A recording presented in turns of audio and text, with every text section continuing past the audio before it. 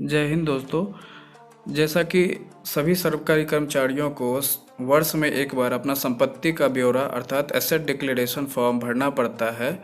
तो उसके लिए आपको जैसे पिछले वर्ष आपने फॉर्म भरा था तो उसके लिए उसमें क्या कमी रही या फिर क्या आप ज़्यादा करके इस बार देना है, तो उसके लिए आपको फॉर्म भरने की ज़रूरत पड़ती है। और फॉर्म जब भरते हैं तो उसका सभी आदमी दो दो कॉपी कर लेते हैं, ताकि एक कॉपी जब अगले साल फिर से फॉर्म भरना पड़े तो उसके लिए वो अपने पास में जमा करके या बना के रख लेते हैं। लेकिन अगर किसी का फिर वो भुला गया तो बहुत सारे आदमी को ये जानकारी नहीं हो पाती है कि पिछले साल हमने क्या फॉर्म भरा था, तो जिनसे उसे काफ़ी परेशानी होती है। इसके लिए अब आपको परेशान होने की ज़रूरत नहीं है।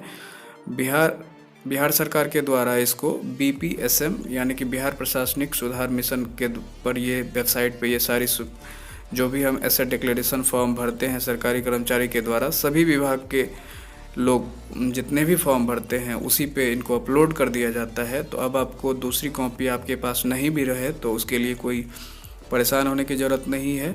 हाँ, आपको कैसे ये फॉर्म वहाँ से मिलेगी और आपका फॉर्म वहाँ से आप चाहें तो डाउनलोड करके फिर पिछले वर्ष जैसा आपने भरा था उस हिसाब से आप कैसे इस बार आप उसको भर के फिर जमा कर सकते हैं, उसी के संबंध में आज हम आपको इसमें बताएंगे। उसके लिए आपको गूगल में शुरू से प्रोसेस से लेके आप लास्ट तक में देखेंगे तो आप खुद ब खुद वहाँ से डाउनलोड करके आप इसको उसमें फिर नए वाले फॉर्म को आप भर दीजिए। उसको जैसा ही आप फॉर्म फिलअप करेंगे फिर उसको आप जमा कर दीजिए। तो आइए यहाँ पे सीखते हैं कि कैसे इसको उससे डाउनलोड करके भरना सीखते हैं। पिछले साल का फॉर्म देखने के लिए आपको सबसे पहले ये जानना होगा कि हमने पिछले साल कैसा फॉर्म भरा था। उसके लिए आइए हम अपने मोबाइल के सबसे पहले गूगल में ओपन करेंगे, इसमें आएंगे और पिछले वर्ष का संपत्ति का ब्यौरा देखने के लिए एसेट डिक्लेरेशन टाइप करेंगे। एसेट डिक्लेरेशन बिहार यहाँ हम टाइप करते हैं और ये टाइप करने के बाद आपको पिछले साल आपने जो फॉर्म भरा था एसेट डिक्लेरेशन का, उसका आपको डिटेल्स मिल जाएगा कि आपने क्या क्या भरा था। आप उस हिसाब से देख के आपने जो पिछले बार जानकारी दी थी सरकार को और विभाग को, आप उस हिसाब से आगे पीछे कर सकते हैं। जैसे हमने ये एसेट डिक्लेरेशन बिहार का डाला, आगे खुल गया है BPSM बिहार गवर्नमेंट.in। इसका मीनिंग है बिहार प्रशासनिक सुधार मिशन सोसाइटी। इस पे सारा जो जितने भी संपत्ति का ब्यौरा रहता है उस पे ही जाता है।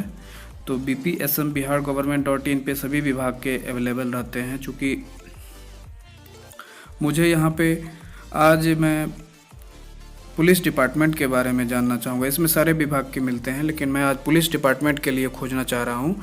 तो पुलिस डिपार्टमेंट चूँकि बिहार सरकार के होम डिपार्टमेंट के तहत आता है, तो होम डिपार्टमेंट के लिए आपको यहाँ पे एसेट डिक्लेरेशन वाले में जाना है और उसमें इसमें देखना है आपको। यहाँ 2020 का ये दिखा रहा है BPSM। और अब हम जाएंगे दूसरे वाले में। यहाँ पे देखिए होम डिपार्टमेंट का 2022 का दिखा रहा है। तो होम डिपार्टमेंट जैसा ही खोलेंगे तो इसमें पुलिस से रिलेटेड हमें जानकारी मिल जाएगी।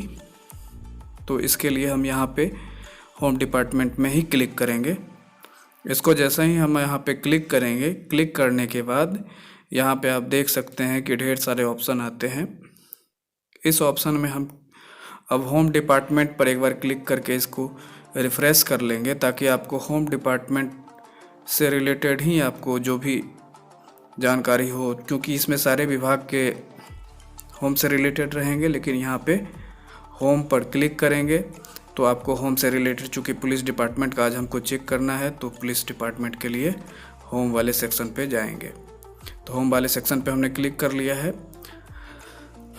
अब हम यहाँ पे होम वाले सेक्शन पे क्लिक करने के बाद धीरे धीरे इसे नीचे स्क्रॉल करेंगे और स्क्रॉल करने के बाद हम जाएंगे अपने डिस्ट्रिक्ट वाइज लिस्ट पे। डिस्ट्रिक्ट वाइज लिस्ट पे आप चाहे तो जिस डिस्ट्रिक्ट का आप सर्च करना चाहते हैं उस डिस्ट्रिक्ट का आप सर्च कर सकते हैं।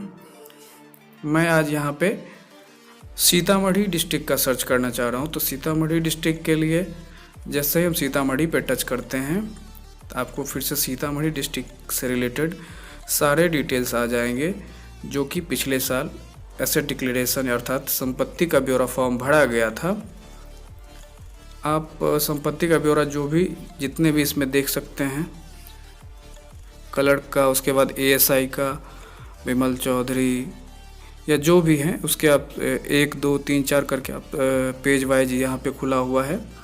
तो चूँकि हमको रैंक वाइज अलग अलग इसमें दिखेगा, तो हम इसमें चाहें तो पोस्ट वाइज या डेसिग्नेशन जैसे कि इसका जो भी पद के हिसाब से आप आगे बढ़ते जाएंगे पेज में और वो मिलते जाएगा। यहाँ पे हम जैसे ही दूसरे वाले पेज पे क्लिक करना चाहेंगे तो उसके लिए आपको दूसरा पद मिल जाएगा।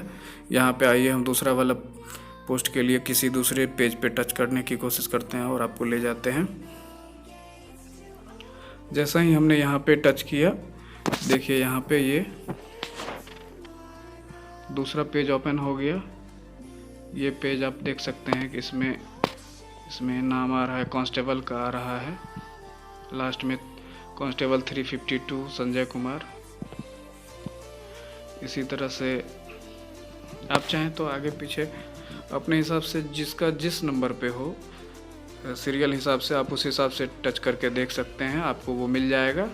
और आप अपने नेम के हिसाब से ये जो आपका ब्रास नंबर मिला हुआ है जिला में, उस हिसाब से आप वहाँ पे चेक कर सकते हैं।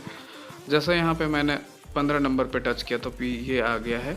फिर मैं अभी जैसा 17 नंबर वाले को टच कर देता हूँ। 17 नंबर पे जैसा ही हमने टच किया है, आप देखिए क्लिक करके ब्रास नंबर 544 545 से शुरू हो रहा है और लास्ट में यहाँ देखिए।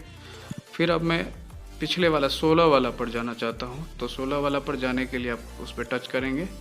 तो 16 वाला पर जैसा ही टच करते हैं, इसमें देखिए 508 509 51 511 विनीत राज, 515 सोनू कुमार।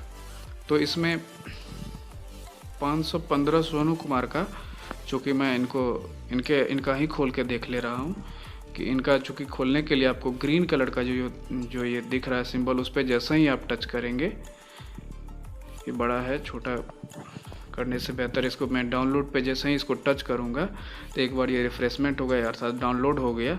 फिर से अगर दोबारा आप इसको करेंगे तो यहाँ पे डाउनलोड एक फाइल अगेन आता है, वो नहीं करना है और उस पर टच करेंगे जैसे ही तो ये खुल जाएगा।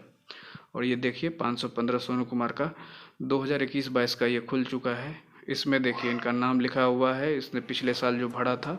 सपोज नेम में चूँकि अपने नॉमिनी का नाम होता है, इनकी शादी नहीं हुई है शायद संभवतः, इसीलिए इन्होंने अपना नाम नहीं दिया। डिपेंडेंट 1 2 में आप भर के फिर स्क्रॉल कीजिए। स्क्रॉल करते करते नीचे में जो भी कॉलम है उसको आप पिछले साल जैसे आपने फिल किया था उसको आप फिल करते हुए आगे आप बढ़िए।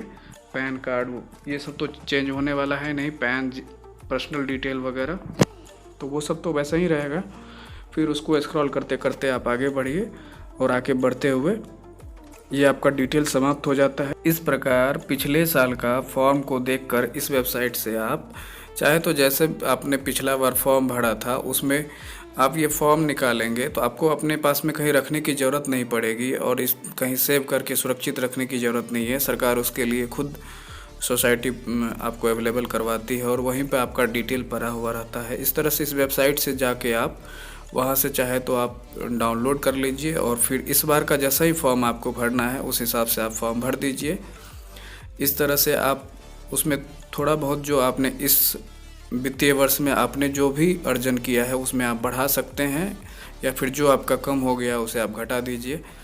तो उसको फिर से आप उसमें इंक्लूड करके आप उसमें फिर से लगा दीजिए ताकि आपका ये फिर से संपत्ति का ब्यौरा तैयार हो गया और आप वो भर के फिर से सबमिट कर दीजिए। ये फिर से आपको सेव करने की ज़रूरत नहीं पड़ेगी। ये फिर से अगले साल जब आप जमा करेंगे तो उसी वेबसाइट पर जिस तरह से आज आपने खोला उसी तरह से आपको मिल जाएगी, इसीलिए आपको सेव करने की ज़रूरत भी नहीं पड़ेगी। अतः अगर आप फिर से आगे इसमें चाहेंगे कि आगे जैसे आने वाला है कि इनकम टैक्स से रिलेटेड या फिर और जो भी डिपार्टमेंटल या फिर कोई और भी जानकारी अगर आपको चाहिए तो इसी चैनल को आप यहाँ पे सब्सक्राइब करके रख लीजिए ताकि जो भी नया इन्फॉर्मेशन होगा आपको इसी तरह बता दिया जाएगा।